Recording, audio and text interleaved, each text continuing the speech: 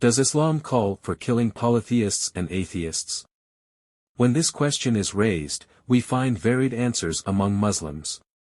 Some claim that Islam is a religion of peace, while others point to religious texts that explicitly call for violence against non-believers.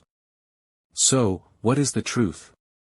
Does Islam tolerate freedom of belief, or does it require faith or death? In this video, we will rely on religious texts, Islamic history, and different interpretations to reach a rational answer, free from emotions and preconceived positions. 1. Killing in the Quran. What do the texts say? Killing polytheists in the Quran.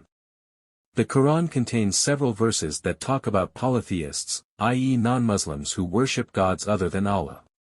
One of the most prominent verses is, Red Circle Surah at Tawbah 5, known as the verse of the sword, but when the sacred months have passed, then kill the polytheists wherever you find them and capture them and besiege them and sit for them at every place of ambush.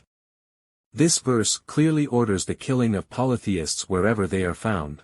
However, some interpreters argue that it was specific to the time of the Prophet Muhammad and the wars fought by the Muslims, while others believe it is a general rule applicable at all times.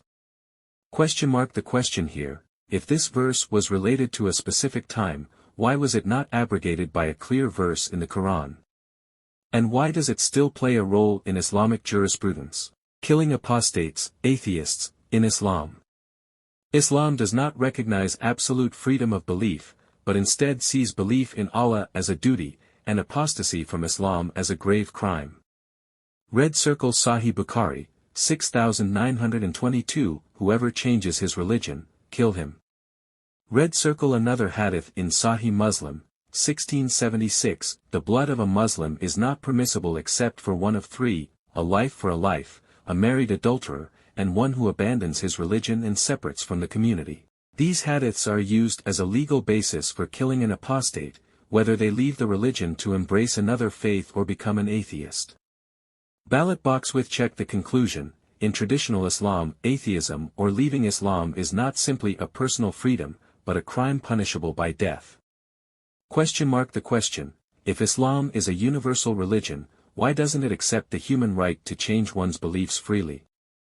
Why is faith imposed by force?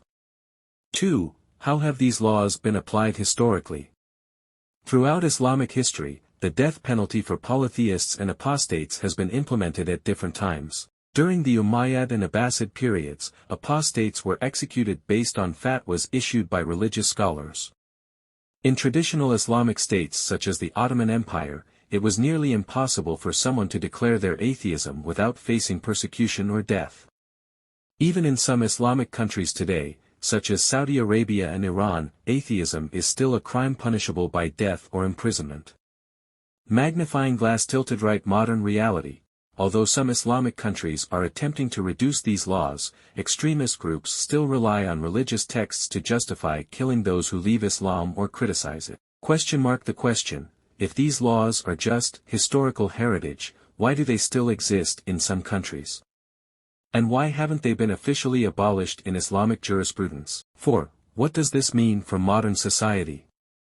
In the 21st century, it has become unacceptable to kill someone simply because they do not believe in a particular religion.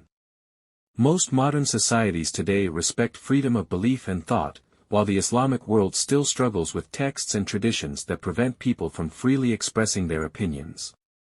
Light bulb: if Islam is a universal religion, why doesn't it accept the idea that everyone has the right to choose their faith without the threat of death? Pushpin: if we advocate for human rights, can we truly accept religious texts that call for killing due to differing beliefs? Conclusion: can these teachings be reformed? After analyzing these texts, we see that traditional Islam does not tolerate polytheists or atheists, but imposes harsh punishments, including death. Today, there are attempts to offer new interpretations, but the truth remains that the original texts call for violence against non-believers. The final question: can a religion that contains these texts be suitable for all times and places? Or does humanity need to move beyond these ideas to build societies that respect freedom of thought and belief? Speech balloon: what do you think? Share your thoughts in the comments, and discuss this important issue with me. Loudspeaker. Don't forget to subscribe to the channel and turn on the notification bell to stay updated with new content.